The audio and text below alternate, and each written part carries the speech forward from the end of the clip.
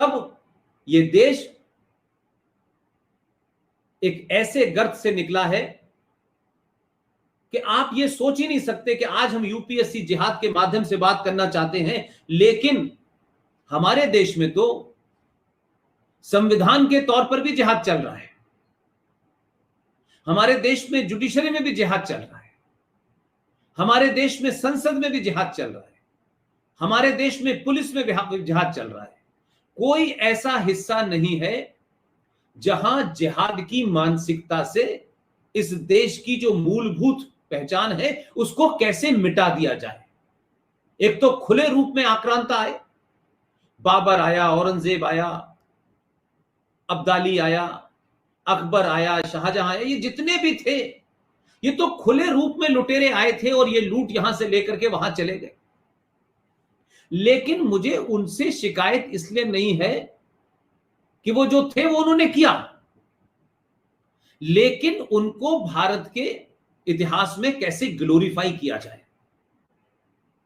कैसे उस पूरे आक्रांताओं को एक ऐसी भाषा में प्रस्तुत किया जाए ताकि भारतीय समाज ये मान ले कि वो तो भारत को एक सोने की चिड़िया बनाने आए थे, वो तो भारत को एक संस्कृति देने आए थे।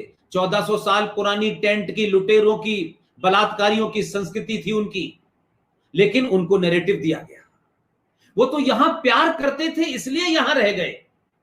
मैं कई सारे ऐसे टोपी वाले मौलानाओं की जो शेरवानी पहन के आजकल जगह जगह बड़ी चिंता जता रहे हैं कि देश में हिंदू लोग जो हैं वो झूठ बोल रहे हैं। जो लोग झूठ की पैदाइश हैं, जो लोग झूठ पे खड़े हैं 1400 साल से, वो आज इसलिए परेशान हैं कि आज झूठ नहीं फैलाया जा रहा। उन्होंने जो झूठ फैलाया था 1400 साल से, और इस देश में जिन्हें वो अपना आका मानते हैं, जिस ताजमहल को वो अपने पूर्वजों का पहचान मानते हैं, जिस बाबरी मस्जिद को मानते थे, जिस मथुरा में कृष्ण जन्मभूमि में ईदगाह में जिस औरंगजेब ने 1670 के अंदर किस तरीके से राम कृष्ण जन्मभूमि पे कब्जा किया, किस तरीके से काशी के अंदर तोड़फोड़ की, ये मक्कार मुसलमान इस देश का आज भी ये चाहता है कि मुगल जो आए थे उनकी विरासत के माध्यम से भारत में यहां की 100 करोड़ हिंदू जनता को मूर्ख बनाओ और बार बार उन्हें यह एहसास कराओ कि देखो हम मुसलमान, औरंगजेब मुसलमान, बाबर मुसलमान, अब्दाली मुसलमान, अकबर मुसलमान, शाहजहां मुसलमान, हम सब एक ही हैं और वो हमारे पूर्वज थे। लिहाजा वो पूर्वजों की जो टूटी फूटी यहां बिल्डिंगें हैं, किले हैं, कब्रें हैं, मजारें हैं, पहले तो भारत की धरती पे इन आक्रांताओं की मजारें हैं कौन और किस लिए हैं? इसलिए 1947 में आप आजाद तो हुए, आप कुछ अंग्रेज चले गए, लेकिन कुछ लोग सत्ता में अंग्रेजी में बैठे और कुछ लोग भेष बदल करके इस सत्ता में घुसे और ये शुरू से चल रहा है। इसलिए आज जब यूपीएससी का जिक्र आता है तो मुझे कोई ताज्जुब नहीं लगता। ये बात जरूर अलग हो सकती है कि सुदर्शन टीवी के मालिक सुरेश चौहान के ने जो इन डेप्थ उसमें रिसर्च करके जो चीजें सामने रखी, आज देश उससे दो चार हो रहा है, उसको समझ पा रहा है। लेकिन ये एक ही क्षेत्र है, लेकिन ये एक क्षेत्र किस तरीके से आने वाले 50-50 सालों में इस देश की व्यवस्था के अंदर, सिस्टम के अंदर, निजाम के अंदर वैसे ही लोग बैठेंगे जैसे जम्मू कश्मीर जो मुस्लिम बहुल राज्य था, वहां ऐसे ऐसे कानून, ऐसी ऐसी तजवीजें करी गई कि चोर को भी पता है कि हम पकड़े नहीं जाएंगे और पुलिस को यह पता है हमें इन्हें पकड़ना नहीं है। तो जब निजाम इस तरीके का होगा तो आप सत्ता पे किसी को बिठाइए, नहीं बिठाइए, उससे क्या फर्क पड़ता है? क्या आज भारत में 400 से ऊपर डिस्ट्रिक्ट हैं? क्या हर डिस्ट्रिक्ट में प्रधानमंत्री को, केंद्र सरकार को पता है क्या हो रहा है? लिटरली इस देश में व्यवस्था जो है वो चलाती है देश को, और व्यवस्था पे अगर ऐसी सोच के लोग बैठेंगे जिनका एजेंडा क्लियर है, तो आप ये मानेंगे कि सरकार बदली, ठीक, मैं मानता हूं कि सरकार पहले बदलनी पड़ती है, लेकिन मैं आपको आश्वस्त नहीं करना चाहता, आपको आराम से बैठने के लिए नहीं कहना चाहता कि अब आप आराम से बैठ गए, आपने एक सरकार बदल दी है, सरकार की जिम्मेदारी है कि अब वो रोज दरवाजा खटखटाए आपके दरवाजे की और आपसे पूछे कि आप सुरक्षित हैं। नहीं,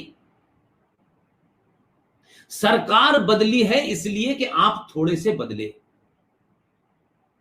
इसलिए सत्ता पे वो आए जो इस भारत की हजारों साल पुरानी संस्कृति में, 1400 साल वाली नहीं कह रहा, आजकल बहुत सारे लोग ये पूछ रहे हैं अपने छोटे छोटे खुतबों में कि भाई कौन सी संस्कृति की बात हो रही है, तो उनके यहां संस्कृति का मतलब होता है छोटे भाई का पजामा, बड़े भाई का कुर्ता, उनकी कोई और संस्कृति तो है नहीं। क्या संस्कृति है उनकी बताएं? कारवां लूटना, रेप करना, बलात्कार करना, और अपने प्रॉफिट के दामाद को मारना, उसकी बेटी को मारना, उसके बच्चों को मारना। कौन सी संस्कृति है भाई? तो सवाल यह है कि कुछ लोगों को लगता है कि 1400 साल पहले संस्कृति पैदा हुई थी, दुनिया पहले बनी थी, तो वो अपने उसमें गलतफहमी में मस्त रहे, लिहाजा वो अलग अलग जगह एनालिसिस करते हैं आजकल कि देखिए साहब, देश को तोड़ने की कोशिश कौन कह रहा है?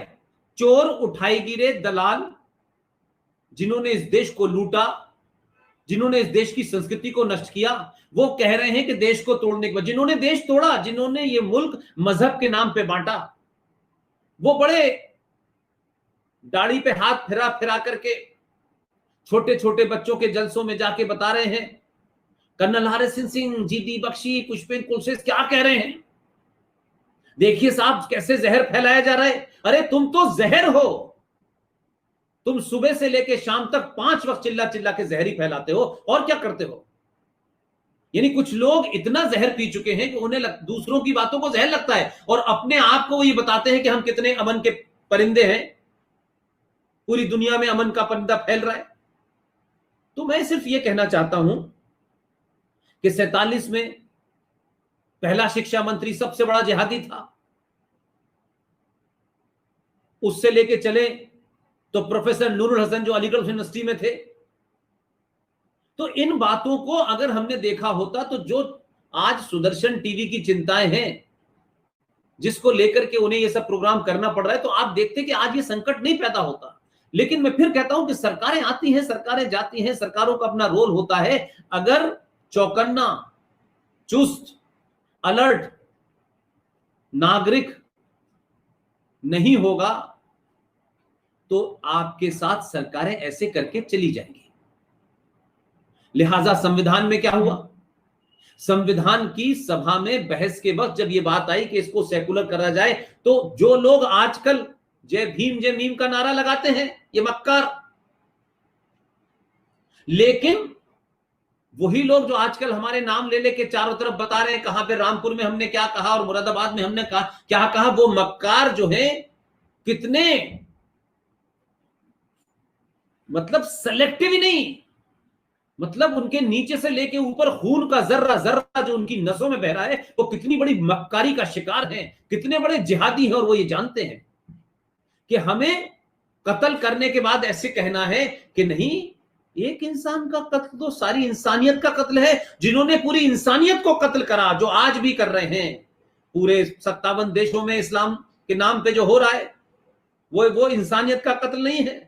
पूरे हिंदुस्तान में जो कत्लो गारत ये कर रहे हैं वो नहीं है, लेकिन अपनी बात को ऐसे बताएंगे जैसे लगता है ओहो बस ये आखिरी वली अल्लाह है, और ये जो बता रहे हैं सब सच बता रहे हैं। ये झूठे और मक्कार लोग, इनको अपनी बात नहीं बतानी है, इनको ये बताना है कि देखिए गुजरात में क्या हुआ। ये मक्कार एक से एक पढ़ा लिखा, टोपी वाला, अचकन पहने हुए, मस्जिद में, खुतबे में, जगह जगह ईदगाहों पे जो करते हैं ना, ये सबसे बड़े जहरीले सांप हैं।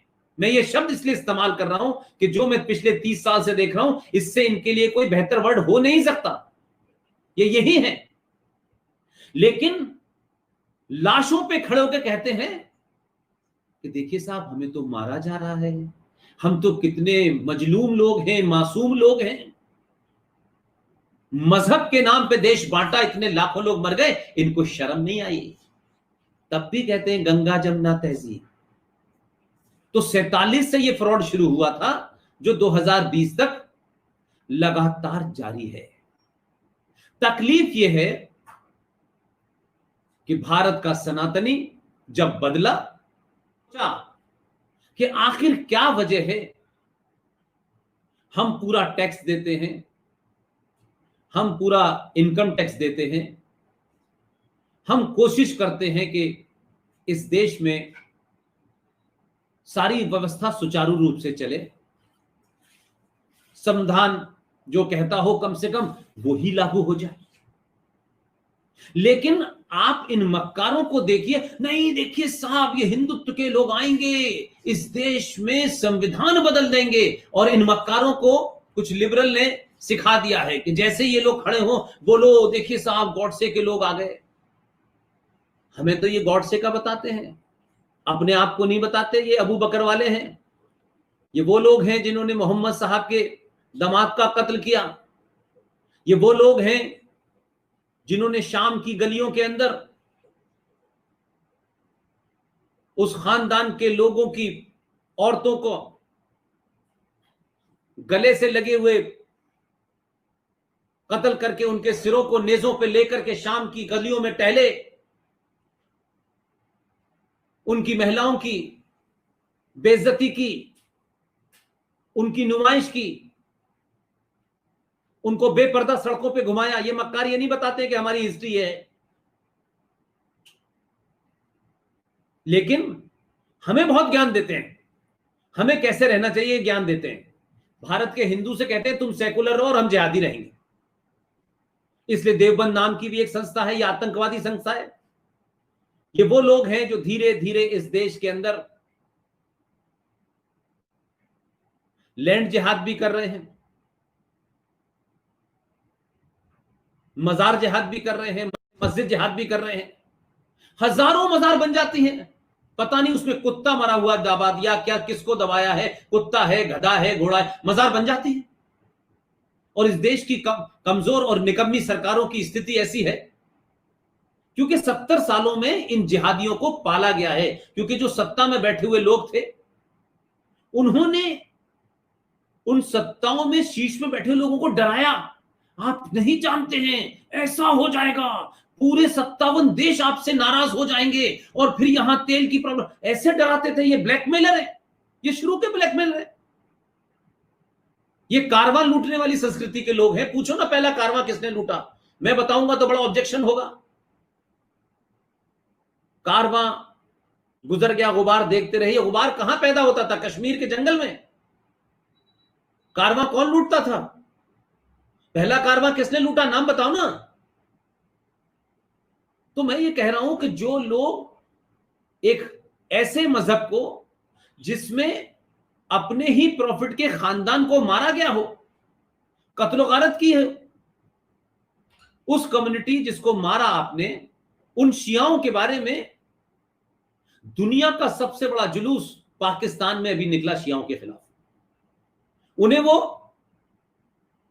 मुसलमान नहीं मानते, खुलेआम उनकी हत्याओं की इजाजत है। यहां का मुख्तार मुसलमान जो रामपुर की स्पीच और मुरादाबाद की स्पीच को लेकर के अलग जगह बता रहा था, वो ये नहीं बताता है कि इस देश में जब भी शियाओं ने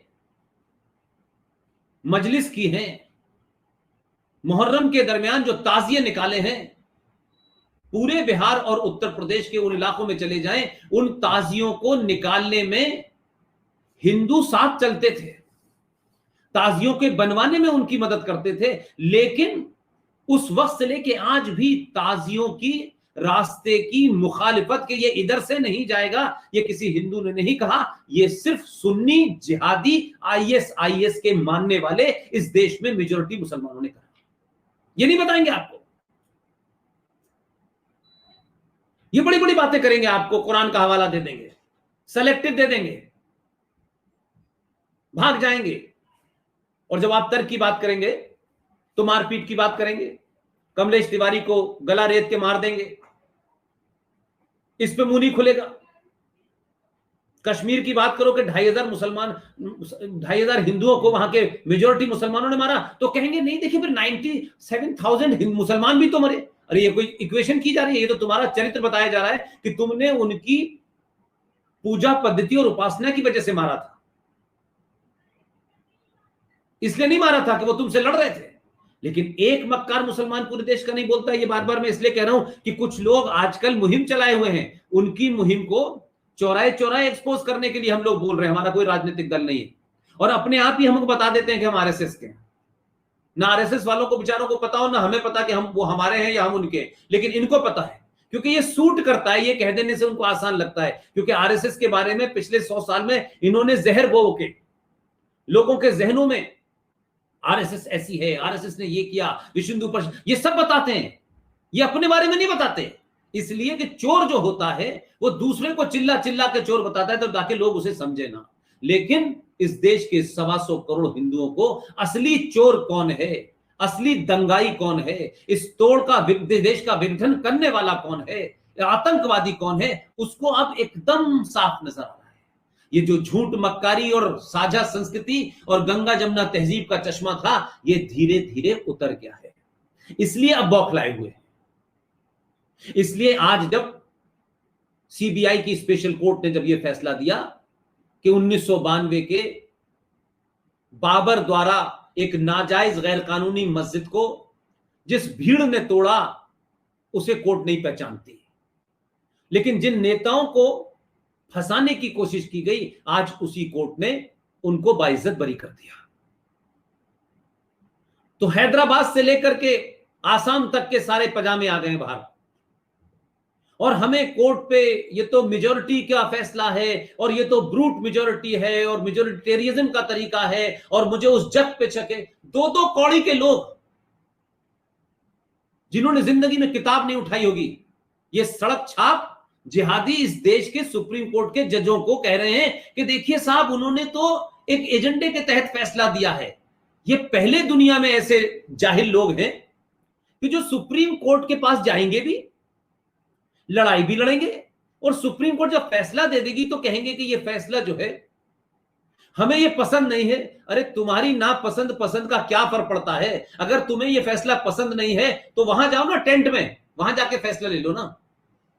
क्योंकि तुम तो फैसले गर्दन काट के करते हो, लूट के करते हो, डकैती से करते हो, आतंक से करते हो। तो तुम्हें एक सभ्य समाज में रहने की न तमीज है न शऊर है। तुमको 57 मुल्क दिया अल्लाह ने, लेकिन तुम वहां क्या कर रहे हो? वहां तुम क्रिश्चियंस को मार रहे हो, यहूदियों को मार रहे हो, लीबिया सीरिया में मार रहे हो। तो तुम्हारा बेसिकली डीएनए ही लूट का और बलात्कार का है। तुम्हारे लिए सिर्फ औरत और दौलत से ज्यादा कुछ है ही नहीं। इसलिए तुम उसकी बुनियाद पे खड़े होकर चिल्ला चिल्ला के बोलते हो हमसे ज्यादा पीसफुल रिलीजन कोई नहीं है। सबने देखा है आपका पीस। जो लोग मोहम्मद के सगे न हुए, उनके दामाद के सगे न हुए, फातिमा बीबी के सगे न हुए, उनके बच्चों के सगे न हुए, वो हिंदुओं के सगे होंगे, वो सनातन के सगे होंगे? किस गलतफहमी के शिकार हैं? हाँ, उन्होंने अपना एक एजेंडा चलाए रखना है। उस एजेंडे के अंदर कुछ ऐसे लोग मिल जाएंगे, कभी नक्सल के नाम पे मिल जाएंगे, कभी लिबरल के नाम पे मिल जाएंगे, कभी दहरीय कम्युनिस्ट मिल जाएंगे, लेकिन उनको अपना एजेंडा पूरा करना है। उनको आपसे किसी से कोई मतलब नहीं है। उन्हें उस सेकुलर मुसलमान से उतना ही मतलब है जब तक वो उनके पर्पस में हल करता है। जिस कांग्रेस ने 70 साल इनको पाला, इनके लिए नाजायज काम तक किए, संविधान में किए, गैर कानूनी ऑर्डर पास करके इनको अपील किया, ये कांग्रेस के सगे नहीं हुए। क्योंकि देश की मेजॉरिटी का मिजाज बदल गया तो आप कहते हैं कि नहीं, कांग्रेस ने हमारा बड़ा नुकसान पहुंचाया, लेकिन दम नहीं थी। 70 साल में मजे सब ले रहे थे। कहा नहीं कि कांग्रेस से हमें फायदा नहीं पहुंचाया, तो कांग्रेस से बाहर निकल के आए थे। हराए तो आपने नहीं कांग्रेस को। आपने तो 1946 में मुस्लिम लीग को जिताया पाकिस्तान बनाने के लिए, और आप गए नहीं। और फिर आपको लगा कि मुस्लिम लीग ने अपना काम कर दिया, हमारा एक एजेंडा पूरा हो गया है। आपने फौरन मुस्लिम लीग की टोपी उतारी और गांधी की टोपी लगा के कहा हम कांग्रेसी हो गए। और कांग्रेस की आड़ में आपका जहन आज भी वही मुस्लिम लीग ही है, आज भी आपका वही एजेंडा चल रहा है। लेकिन आप इस देश के हिंदू से चाहते हैं वो सेकुलर हो, लेकिन मुसलमान को सेकुलर होने की जरूरत ही नहीं है। आपकी किताब कहती है कि you are antithesis of secularism. अगर आप किताब को मानते हैं तो सेकुलर हो ही नहीं सकते। लेकिन मक्कारी झूठ, गली गली मोहल्ले मोहल्ले भोले भाले हिंदू जो ना इन चक्रों को बात जानते हैं ना उनको पता है, उनको बताते हैं कि देखो अकबर ने यहां इस मंदिर को पैसे दिए थे, देखो औरंगजेब तो टोपी सीता था।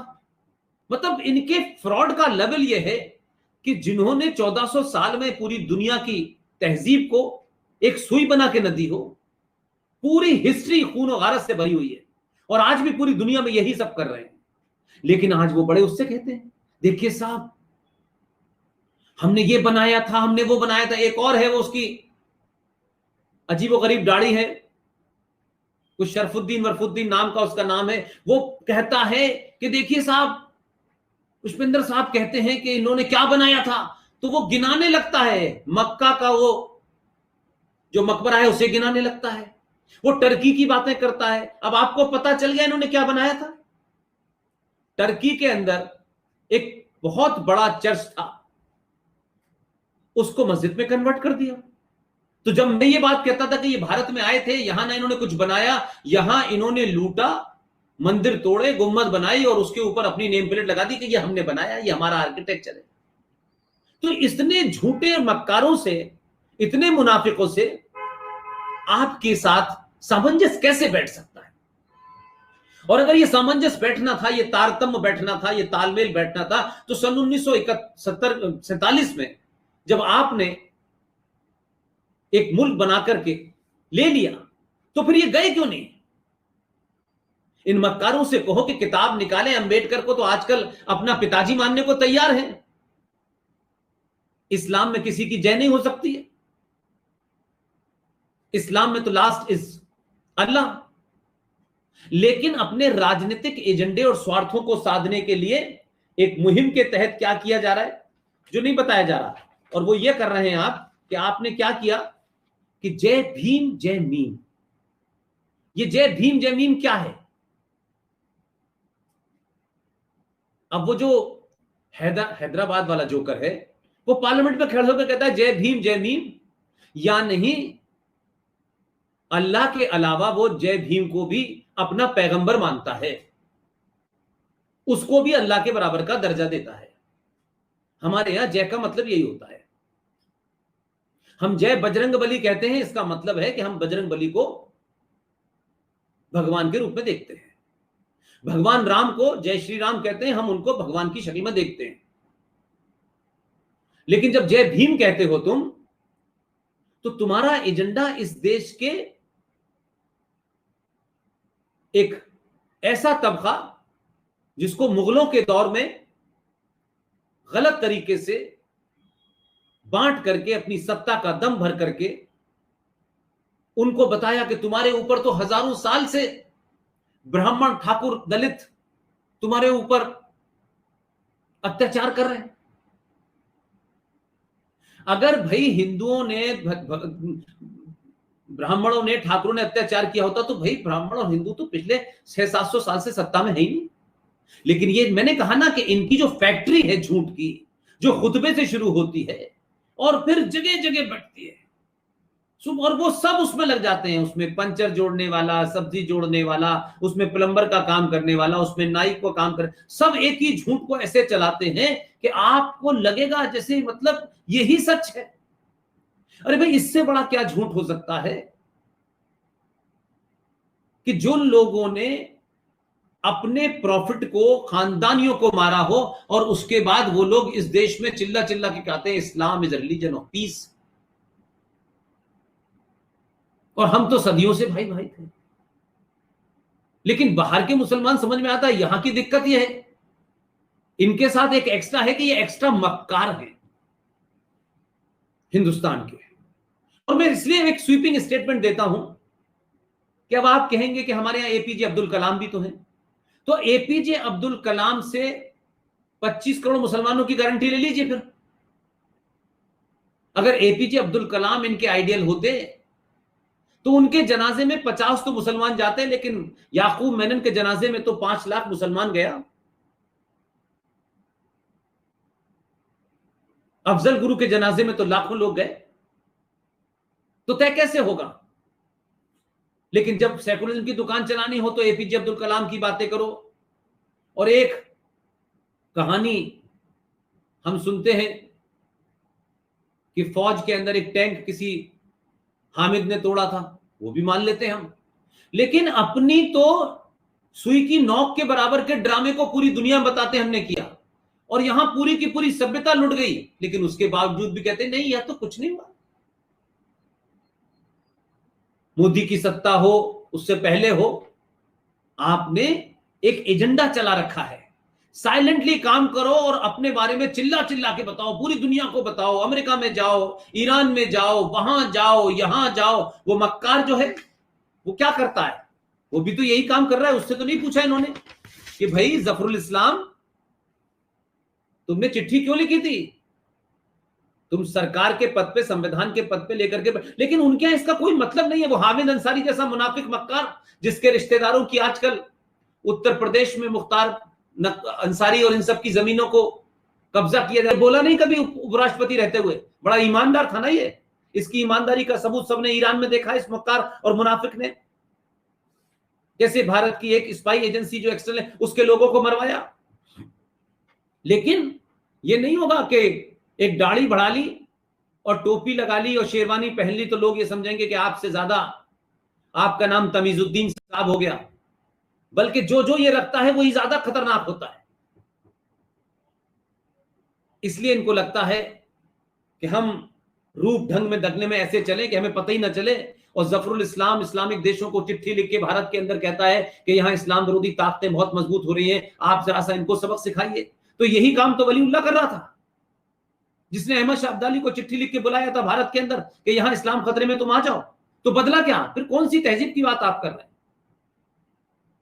कमजोरियां हैं यहां की व्यवस्था में। ये देखिए, दिन भर ईमान की बात करते हैं, दिन भर मस्जिद, अल्लाह, अजान, रोजा, ये वो, वही लोग मस्जिद नाजायज जमीन पे बनाते हैं। यार शर्म करो यार। इस्लाम के 5 फंडों में मस्जिद नहीं आती। इस्लाम में मस्जिद सैक्रेड प्लेस, कोई पवित्र स्थल नहीं है। लेकिन आप सोचिए कि थानेदार को 10,000 रुपए पकड़ाए, उन्होंने कहा भाई इधर की तरफ एक हफ्ते मत आना, और आपने नेशनल हाईवे की आधे हिस्से पे एक मजार खड़ी कर दी, उस पे हरे रंग का कपड़ा लगा दिया, 2 बेरोजगार लोगों को बिठा दिया, और इस देश का हजारों साल पुरानी संस्कृति का, साहित्य का, सरोकार का, आस्थाओं को मानने वाला सनातनी 10 रुपए 5 रुपए इसलिए चढ़ा देता है कि चलो किसी की भी हो, क्या फर्क पड़ता है। और धीरे धीरे फिर वहां उर्स होने लगता है। भारत की पार्लियामेंट में, पार्लियामेंट की जो बाउंड्री लगती है दिल्ली में, उस दिल्ली के जहां पार्लियामेंट बनी है उस पे एक चौराया है, उस चौराहे पे रेल भवन है, उस चौराहे पे कृषि भवन है, और उसी चौराहे से एक रोड जाती है जिसे रेड क्रॉस रोड कहते हैं। पार्लियामेंट की दीवार यहां है, मात्र 10 मीटर या 12 मीटर की दूरी पर सड़क के इस पार रेड क्रॉस की सोसाइटी बनी हुई है। मैं जब 88 में आया था तो वो एक ऐसी छोटी सी मजार होती थी, अब बाकायदा उस पे उर्स होने लगा। वहां 20-25 आ गए, सूफी आ गए, ढोलक वोलक हो गई, पीला कपड़ा बांध लिया, उर्स हो गया वहां। पार्लियामेंट के सामने वो उस शक्ल में कितने लोग आ रहे हैं, कौन आ रहे हैं, कैसे आ रहे हैं, कोई पूछने वाला नहीं है, क्योंकि सेकुलरिज्म खतरे में आ जाएगा। भारत का वायुसेना भवन, उस चौराहे पे एक मस्जिद भी, चौराहे पे मस्जिद बनी हुई है, और फुटपाथ पे एक छोटा सा पत्थर था, वो बड़ा पत्थर हुआ, फिर बड़ा पत्थर हुआ, और उसके बाद वहां पर 24 घंटे वहां फैमिलियां रह रही हैं फुटपाथ पे। जिस नई दिल्ली के अंदर कोई 1 इंच जमीन पे इल्लीगल नहीं हो सकता, लेकिन क्योंकि इस देश की व्यवस्था में ऐसे लोग बैठे हुए हैं, और सत्ताओं में लोग जो जाते हैं उनके इर्द गिर्द भी बहुत सारे लोग डराते हैं। वो कहते हैं ठीक है, कोई फर्क नहीं है, वो भी चल रहा है, वहां उर्स भी होता है वायुसेना भवन के सामने, और वायुसेना भवन के गेट के सामने चौराहे, वहां मस्जिद भी है। कौन आता है, कौन जाता है, पता ही नहीं। ऐसे ही कस्तूरबा गांधी मार्ग है, उसमें भी एक मस्जिद बनी हुई है, वहां फैमिली भी रह रही है, वहां बच्चे भी पैदा हो रहे हैं, वहां रोजा भी खुल रहा है, वहां इफ्तार भी हो रहा है, वहां हैप्पी बर्थडे भी हो रहा है, वहां से एक किताब भी निकाली जा रही है, वो भी चल रहा है। ये सेकुलरिज्म है।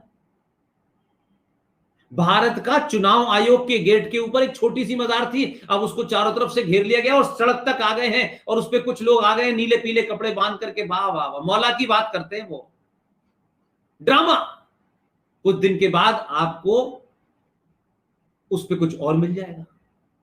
गुरुद्वारा रकाबगंज की तरफ जाएंगे, वहां पे यही हाल है। ये भारत की पार्लियामेंट की बात कर रहा हूं मैं, इसलिए कि क्या ऐसी वाइटल जगह के ऊपर ये नाजायज मजारें किस एजेंडे के तहत बनी, और किसी ने इसकी तरफ ध्यान नहीं दिया या नहीं देना चाहते, तो ये जिहाद नहीं है। मैं चैलेंज करता हूं भारत के दिल्ली में तमाम सारे लोगों को कि इन जिन जिन जगह मैं बता रहा हूं वहां पे जाकर के मंदिर बना के दिखाएं। ये मजार कहीं पैदा कर देते हैं, 4 ईंटें रखी है, खरा कपड़ा डाल दिया, मजार बन गई। मंडी हाउस के चौराहे पर भी एक मजार बन गई है, पहले वो सुनसान पड़ी रहती थी, अब वहां पे नए नए हीरो हीरोइन बनने के लिए एनएसडी के बच्चे आते हैं, वहां चादर भी चढ़ा देते हैं, प्रसाद भी चढ़ा देते हैं, वो दुकान चल पड़ी, वहां फूल पत्ती बिक रहे हैं, वहां भी मजार है। तो आपने आजादी के बाद जो काम करना चाहिए था वो नहीं किया, लिहाजा अब इसको मैं लैंड जिहाद कहूं तो क्या है? ये छोटा है लेकिन एक ऐसी जगह है जो बहुत महत्वपूर्ण है। तो पूरे देश में क्या हो रहा है? पूरे देश में भी तो यही हो रहा है। अब आते हैं इतिहास पे, तो इतिहास आपको पता ही है। तो मेरा कहना यह है कि इस तथाकथित सेकुलरवाद ने हमारे देश में राजनीतिक लोगों को ने अपनी सुविधाओं के लिए जिन लोगों ने पाकिस्तान बनाया था वो यहीं रहे, गए नहीं। उन्होंने कहा कि हम इस देश की सत्ताओं में जो सनातनी हिंदू है, जो लालची हिंदू है, जो जल्दी बिक जाता है, जो व्यवस्था में है, जिसे खरीदा जा सकता है, उसकी 100 रुपए कीमत हो सकती है, 10,000 रुपए कीमत हो सकती है, उसको इस्तेमाल किया और राजनीतिक अलग अलग जगह चलता है और एक दूसरे से वेल कनेक्टेड रहते हैं कि हमें पता ना चले। यह गुलाम नबी आजाद जो मक्कार है, यह कांग्रेस से आजाद है और नबी का गुलाम है। जम्मू कश्मीर में तो कहता है निजाम मुस्तफा चाहिए, दिल्ली में कहता है मुझे सेकुलरिज्म चाहिए।